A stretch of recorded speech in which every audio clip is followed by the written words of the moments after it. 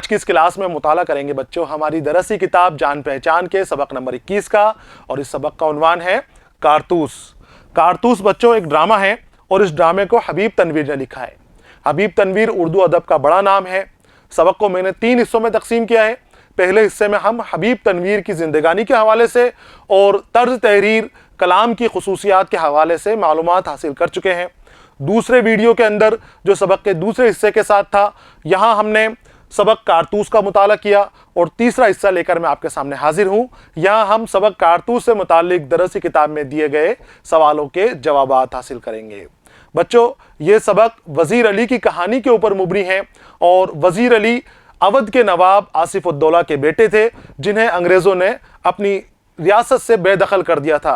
अंग्रेज़ों के खिलाफ बगावत का ऐलान किया और बागी बनकर जंगलों में भटकते रहे, घूमते रहे, और जब मौका मिलता तब अंग्रेज़ों के ऊपर हमलावर हो जाते। अंग्रेज़ परेशान थे और उनको पकड़ने के लिए अपने बड़े अफसरान सहित खेमा लगा लिया था। जंगल में मुकीम हो गए थे, इंतज़ार कर रहे थे कि कभी वज़ीर अली सामने आए और उन्हें पकड़ लें। लेकिन ऐसा मौका भी आता है कि वज़ीर अली खुद कारतूस लेने के लिए बड़े अफसर कर्नल के पास आ जाता है, लेकिन वो उसको गिरफ्तार नहीं कर पाता। बड़ा ही जाबाज और बहादुर किस्म का आदमी था वज़ीर अली और अपनी शुजाअत के लिए मशहूर था। 1857 की जंग आज़ादी से पहले ही आपने जंग शुरू कर दी थी, अंग्रेज़ों के खिलाफ बगावत का ऐलान कर दिया था। 1799 का ये ज़माना हमारे सबक में बताया गया है। तो उस सबक से मुताल्लिक सवालों के जवाबात हम यहाँ पर हासिल करेंगे। शुरू करते हैं हम। सबक के तीसरे हिस्से का उन्वान है बच्चों मश्की सवालात। यहाँ हम सवालात की मश्क करेंगे। बच्चों सवालात की मश्क से पहले गौर करने के लिए आपको कुछ नुक्ते हर सबक के आखिर में दिए जाते हैं।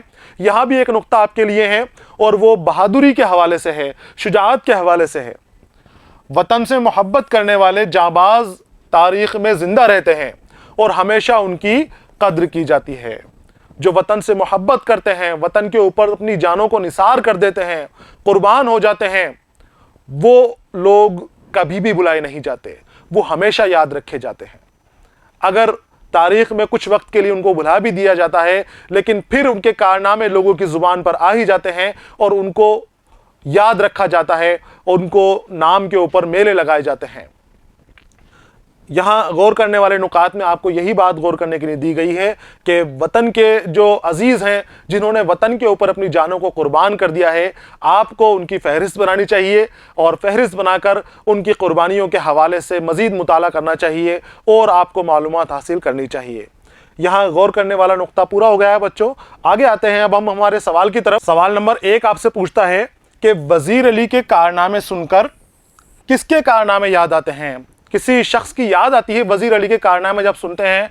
वज़ीर अली अंग्रेज़ों को लूटता था और हिंदुस्तान की जो गरीब जनता थी, आवाम थी, उनको वो रुपये बांट देता था। गांव के लोगों को वो धन दौलत और रुपये बांट कर और उनसे खुश रहता था, वो लोग भी उनसे खुश रहते थे। तो अंग्रेज़ अफसर आपस में बात कर रहे थे कि वज़ीर अली के कारनामे जब हम सुनते हैं तो हमें किसी की याद आती है।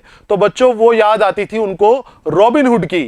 रॉबिन हुड अंग्रेजी लोक कहानियों का एक किरदार है जो अमीरों को लूटता था और गरीबों के अंदर तकसीम किया करता था। इस किरदार की इन लोगों को वज़ीर अली के कारनामे सुनकर याद आती है। जवाब देखिए इसका, वज़ीर अली के कारनामे सुनकर रॉबिन हुड के कारनामे याद आते थे। यह है सवाल नंबर 1 का जवाब। सवाल नंबर 2 की जानिब आते हैं। सवाल नंबर 2 पूछता है आपसे, सआदत अली को अंग्रेज़ों ने अवध के तख्त पर क्यों बैठाया था? सआदत अली को अंग्रेज़ों ने अवध के तख्त पर बैठा दिया था, अवध का नवाब बना दिया था। आसिफ उद्दौला के इंतकाल के बाद जब वज़ीर अली नवाब बना तो अंग्रेज़ उससे खिलाफ हो गए, वो अंग्रेज़ों के खिलाफ था, दोनों एक दूसरे के खिलाफ थे। अंग्रेज़ों ने सआदत अली के साथ मिलकर वज़ीर अली को तख्त से हटा दिया और सआदत अली को तख्त के ऊपर बैठा दिया। सवाल आपके सामने है कि सआदत अली को तख्त पर क्यों बैठाया? सआदत अली को ही क्यों बैठाया? वज़ीर अली को भी बैठा सकते थे या किसी और शख्स को भी बैठा सकते थे। सआदत अली को बैठाने के माने ये हैं कि सआदत अली एक ऐश पसंद बुज़दिल इंसान था, अय्याश किस्म का इंसान था और अंग्रेज़ों का हमदर्द था। अंग्रेज़ों ने ये सोचा कि ये हमारी कठपुतली की तरह काम करेगा, ये सिर्फ नाम का हाकिम रहेगा और सारे जो हमारे मामलात हैं वो हम संभालेंगे, हर तरह के काम हम करेंगे, ये किसी भी मामले में दखल अंदाजी नहीं करेगा। और अंग्रेज़ों का ये सोचना सही भी साबित हुआ। बिल्कुल जिस तरह से अंग्रेज़ चाहते थे उसी तरह की हुकूमत सादत अली कर रहा था। सादत अली ने अंग्रेज़ों को 10 लाख रुपए नगद दे दिए थे और आधी ममलुकत भी, अपनी जो सल्तनत का आधा हिस्सा है वो भी अंग्रेज़ों को इसने राजी खुशी दे दिया था। और अंग्रेज़ इससे कहते थे कि वो भी खुश है और हम भी खुश हैं। जवाब देखिए इसका, सादत अली एक ऐश पसंद आदमी था। उसने अंग्रेज़ों को अपनी आधी ममलुकत दे दी, 10 लाख रुपए नगद भी दे दिए और उसके बदले अंग्रेज़ों ने उसे तख्त पर बैठा दिया। एक तरह से ये नवाब तो बन गया लेकिन अंग्रेज़ों का गुलाम ही रहा। अब ये अंग्रेज़ों के हाथ की कठपुतली हो चुका था। जैसा अंग्रेज़ इसको कहते थे वैसा ही ये करता था। हर उनके ऑर्डर की तामील ये करवाता था। तो सिर्फ ये नाम का बादशाह बन गया, नाम का नवाब बन गया और हुकूमत की असल डोर अंग्रेज़ों के हाथ में ही थी। इसीलिए अंग्रेज़ों ने सादत अली को नवाब की गद्दी के ऊपर बैठाया था, अवध के तख्त के ऊपर फाइज करवाया था, क्योंकि ये उनका कहना मान रहा था। यह है सवाल नंबर 2 का जवाब। सवाल नंबर 3 की जानिब आते हैं बच्चों। सवाल नंबर 3 पूछता है आपसे, सादत अली कैसा आदमी था? मैंने आपको वजह बता दी इसकी कि सादत अली कैसा आदमी था। जो सवाल नंबर 2 के अंदर हमने जवाब लिखा है उसी से मिलता जुलता जवाब यहां पर शामिल हो जाएगा। सादत अली एक ऐश पसंद आदमी था। सादत अली कैसा आदमी था? वो ऐश पसंद आदमी था। ऐश पसंद था उसको, अयाशी पसंद थी उसको। वो तख्त और हुकूमत का लालची था और उसे सिर्फ अपनी जात से मतलब था।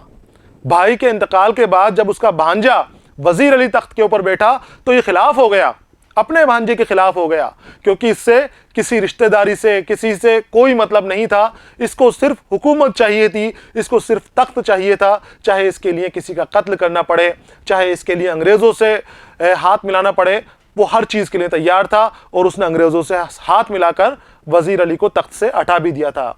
तो सादत अली एक लालची किस्म का इंसान था, ऐश पसंद था, अय्याश था और उसको अपनी जात से मतलब था। चाहे कुछ भी हो, खुद का भला होना चाहिए, खुद का मफाद वो हर चीज़ में देखता था। यह है सवाल नंबर 3 का जवाब जो आपको लिख लेना है। सवाल नंबर 4 की जानिब आते हैं बच्चों। सवाल नंबर 4 है, कर्नल से कारतूस मांगने वाला सवार कौन था? कर्नल वजीर अली को ढूंढने के लिए जंगल में खेमा लगाए हुए बैठे हुए था, इंतजार कर रहा था कि हम वजीर अली को पकड़ लेंगे। तभी एक सवार कर्नल के खेमे में आता है और अकेले के अंदर तन्हाई दरियाफ्त करता है और तन्हाई जब मिल जाती है उसको तो वो कर्नल से कारतूस मांगता है कि कर्नल मुझे कारतूस दीजिए, आप वजीर अली को पकड़ना चाहते हैं, मैं आपको वजीर अली लाके दूंगा, वजीर अली को पकड़वा दूंगा मैं। कर्नल खुश होकर उसको कारतूस देता है और पूछता है कि तुम्हारा नाम तो बता कर जाओ। तो वो नाम बताता है अपना, वजीर अली। तो कारतूस मांगने वाले सवार का नाम था वजीर अली। वजीर अली खुद कारतूस लेने आ गया था। इतना जाबाज आदमी था, इतना बहादुर आदमी था। तो जवाब लिखना है, कर्नल से कारतूस मांगने वाला सवार वजीर अली था। आते हैं आगे। यहां पर आपको खालिस्तान दिए गए हैं, खाली जगह भरनी है, लफ्ज दिए गए हैं सामने, उन अल्फाज के जरिए ही आपको इन खालिस्तान को भरना है। देखिए पहला जुमला है, सुना है कि वजीर अली अफगानिस्तान के बादशाह शाहजमां को हिंदुस्तान पर, फिर खाली जगह दी गई है, की दावत दे रहा है। हिंदुस्तान पर हमले की दावत दे रहा था या हिंदुस्तान पर लड़ाई की दावत दे रहा था? हिंदुस्तान पर हमले की दावत दे रहा था कि हमला करें और अंग्रेजों से सबको बचा लें, हमले की दावत दे रहा था। दूसरा खालिस्तान देखिए, वजीर अली के दिल में अंग्रेजों के खिलाफ, फिर खाली जगह है, और कूट कूट कर भरी हुई थी, नफरत भरी हुई थी, बुराई भरी हुई थी या मोहब्बत भरी हुई थी? नफरत भरी हुई थी। क्या भरी हुई थी? नफरत भरी हुई थी। नफरत यहां पर आपको इस खालिस्तान में भर लेना है। आते हैं तीसरे खालिस्तान की तरफ। वजीर अली की बहुत मुश्किल है साहब। वजीर अली की क्या मुश्किल है? माजूली मुश्किल है, जान बख्शी मुश्किल है या गिरफ्तारी मुश्किल है? वो जो सवार आया था, कर्नल से मुखातिब था, वो कहता है कि वजीर अली की गिरफ्तारी बहुत मुश्किल है साहब। तो क्या मुश्किल थी? गिरफ्तारी। गिरफ्तारी यानी कैद कर लेना। वो कहता था कि आपने जो खेमा डाल रखा है, इस तरह से आप वजीर अली की गिरफ्तारी नहीं कर पाएंगे, आप मुझे कारतूस दें, मैं आपको गिरफ्तारी करवा दूंगा वजीर अली की। यहाँ खालिस्तान हमने पुर कर लिए हैं बच्चों। देखिए, सुना है कि वजीर अली अफगानिस्तान के बादशाह शाहजमा को हिंदुस्तान पर हमले की दावत दे रहा है।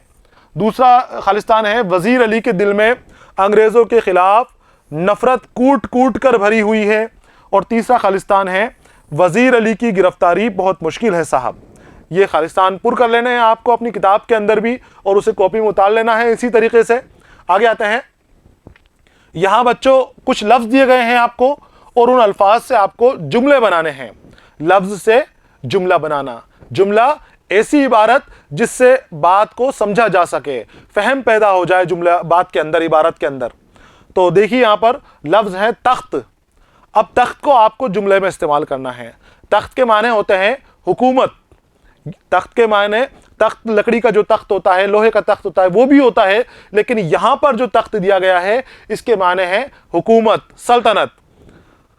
तो तख्त का देखिए आप, अंग्रेजों ने हिंदुस्तान के तख्त पर कब्जा कर लिया, यानी हिंदुस्तान के ऊपर काबिज हो गए, हिंदुस्तान की हुकूमत को अपने हाथ में ले लिया। तो तख्त का ये मतलब यहां पर हुकूमत से लेना है आपको। दूसरा खालिस्तान है खिलाफ। हिंदुस्तानी अंग्रेजों की हुकूमत के खिलाफ थे। हिंदुस्तानी अवाम अंग्रेजों की हुकूमत के खिलाफ थे। इसको हम इस तरह से भी जोड़ सकते हैं, तख्त से जोड़ना चाहें तो हिंदुस्तानी अवाम अंग्रेजों के तख्त पर फाइज होने के खिलाफ थी। दोनों का एक तरह से भी हम इस्तेमाल कर सकते हैं। तो जुमले और नए अंदाज में भी आपको बनाकर कोशिश करनी है। यहां पर मैं कुछ आपके सामने एक एक जुमला इसका लेकर आया हूं, दूसरे जुमले भी आपको इनके बनाने की कोशिश करते रहनी है। पाक। पाक का मतलब है साफ, शफाफ, साफ कर देना उस चीज को, वहां से गंदगी को वहां से निकाल देना। वजीर अली मुल्क को अंग्रेजों से पाक करना चाहता था। पाक करना यानी खाली करना, साफ करना चाहता था, अंग्रेजों का सफाया करना चाहता था। बहादुर। वजीर अली बहुत बहादुर था। जाबाज। जाबाज के माने मैंने आपको बताए थे, जो जान की बाजी लगा दे। बहादुर शख्स के लिए जाबाज इस्तेमाल किया जाता है। वजीर अली एक जाबाज सिपाही था। अगला है वजीफा। वजीफा।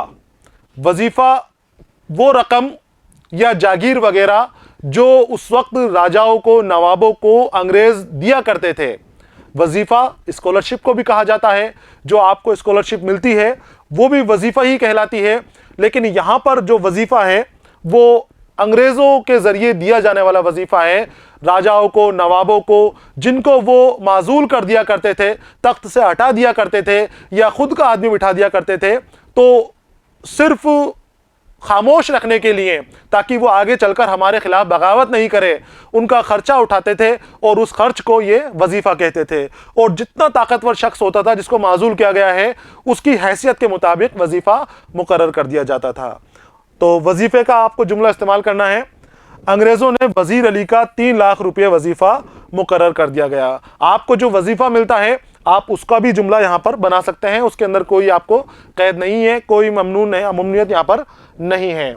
आपको इस साल का वजीफा कितने रुपये मिला, कुछ भी आप जुमला इस तरह का बना सकते हैं। स्कीम यानी पॉलिसी या मंसूबा जिसके जरिए काम किया जाए। वजीर अली की स्कीम नेपाल पहुंचना थी। स्कीम ये अंग्रेजी लफ्ज है जो यहां इस्तेमाल किया गया है, और इसका मतलब होता है मंसूबा, पॉलिसी, हिकमत, क्या करना चाहते हैं। तो वजीर अली की स्कीम यह थी कि वो नेपाल पहुंचना चाहता था। ये बच्चों लफ्जों के हमने जुमले में इस्तेमाल किए हैं, आपको इन्हें भी लिख लेना है और समझ के लिखना है। कोशिश ये करनी है कि इनके साथ ही एक जुमला आप खुद बनाएं, मौजू बदलकर दूसरे मौजू के ऊपर आप इसी अल्फाज का इस्तेमाल करते हुए जुमले या इबारत को बनाएं। आगे आते हैं। यहां पर बच्चों दिया गया है जमा की वाहिद बनानी है और वाहिद की जमा बनानी है। वाहिद के मायने आपको मालूम है, जो एक हो, अकेला हो, यकता हो, यगाना हो, वो वाहिद कहलाता है। और जो एक से ज्यादा हो वो सारी की सारी जमा में शामिल हो जाएंगी। तो आपको इसमें छांटना है वाहिद कौन सा है और जमा कौन सा है, और फिर वाहिद जो मिलता है उसका जमा सामने लिख देना है, और जमा जो मिलते हैं उसका वाहिद सामने लिख देना है। देखिए जंगल वाहिद है ये, और जंगल का जमा होगा जंगलात, कई जंगल यहां पर शामिल हो गए। शिकायत ये जमा है, खुद जमा है शिकायत, और इसकी वाहिद होगी शिकायत। अफवाज, अफवाज भी जमा है, और ये जमाउल जमा है, जमा के भी जमा है। फौज खुद एक जमा होती है अपने आप में, लेकिन यहां पर वाहिद और जमा पूछे गए हैं तो इसे हम जमा कहेंगे, और वाहिद होगी इसकी फौज। सलातीन, सलातीन बहुत सारे सुल्तान, ये भी जमा है, और इसकी वाहिद होगी सिर्फ एक सुल्तान। वजीफा ये वाहिद है बच्चों वजीफा, और वजीफे का जमा होगा वज़ाइफ। वजीर ये भी वाहिद है, और वजीर का जमा होंगे वुज़रा। ये हैं बच्चों वाहिद और जमा जो हमने मुकम्मल किए हैं, इसे भी आपको लिख लेना है। आगे अमली काम आपके लिए दिया गया है जो आपको करना है। किस तरह से करना है, देखिए उस्ताद से 3 शहीदान वतन के नाम आपको मालूम करने हैं। 3 शहीदान वतन के नाम मैंने यहाँ पर आपके सामने लिखे हैं, इन्हें आपको लिख लेना है। साथ ही कुछ और शहीदान वतन के नाम आपको ढूंढकर अपने इसी कॉपी के अंदर इन्हीं के नीचे लिखना है। शहीदान वतन देखिए जो वतन के ऊपर शहीद हो गए, अपनी जान को कुर्बान कर दिया। शहीद भगत सिंह ने अपनी जान को कुर्बान किया है, शहीद अशफाक उल्लाह खान ने अपनी जान को कुर्बान किया है, राम प्रसाद बिस्मिल का नाम भी शहीदान वतन में बड़े फ़ख्र के साथ लिया जाता है, बड़ा नाम है। और इसके अलावा कम अज़ कम 2 नाम और आपको लिखने हैं ताकि 5 नाम आपके मुकम्मल हो जाएं। अमली काम का दूसरा नुक्ता है, 2 लोगों के दरमियान की गुफ्तगू या बातचीत मुकालमा कहलाती है। मुकालमा यानी डायलॉग। डायलॉग क्या है, 2 लोगों की आपसी गुफ्तगू, आपसी बातचीत, हम कलाम होना, एक दूसरे से कलाम करना मुकालमा कहलाता है। इस ड्रामे के 5 मुकालमे याद करके लिखिए। अब ड्रामे के हवाले से आपको यहां भी एक सवाल दे दिया गया है और कहा गया है कि इसमें से 5 मुकालमे छाटिए जहां 2 लोग गुफ्तगू कर रहे हैं। तो 5 मुकालमे मैं आपके सामने लाया हूं, और भी मुकालमे हैं, आपको वहां से छाटकर और इसके साथ जोड़ देने हैं। कर्नल कॉलिंस, ये सादत अली कौन है? ये लेफ्टिनेंट और कर्नल के बीच का मुकालमा है, दोनों बातचीत कर रहे हैं। आसिफ उद्दौला का भाई है, वजीर अली का चचा और उसका दुश्मन, ये भी मुकालमा हो गया। जंगल की जिंदगी बड़ी खतरनाक होती है। अफगानिस्तान को हमले की दावत सबसे पहले असल में टीपू सुल्तान ने दी है। सादत अली हमारा दोस्त है और बहुत ऐश पसंद आदमी है। ये 5 डायलॉग, 5 मुकालमे मैं छांट कर आपके सबक से लेकर आया हूँ। 5 और मुकालमे आप लिखें तो आपके लिए बेहतर रहेगा। अगला अमली काम देखिए, इस ड्रामे को साथियों के साथ मिलकर स्टेज कीजिए। मैंने आपको सबक के दौरान भी बताया था कि बहुत अच्छा और खूबसूरत ड्रामा है, बहादुरी का सबक देने वाला ड्रामा है। इस ड्रामे को अपने साथियों के साथ, अपने दोस्तों के साथ मिलकर स्टेज करें। यहाँ पर बच्चों सबक से मुतालिक सभी सवालों के जवाबात हमने हासिल कर लिए हैं। सबक का तीसरा हिस्सा है, इसी के साथ हमारा सबक भी मुकम्मल हो गया है। अगले सबक के साथ मैं फिर आपके सामने हाजिर रहूँगा। तब तक के लिए इजाज़त दीजिए। पढ़ते रहिए, खुश रहिए। अलविदा।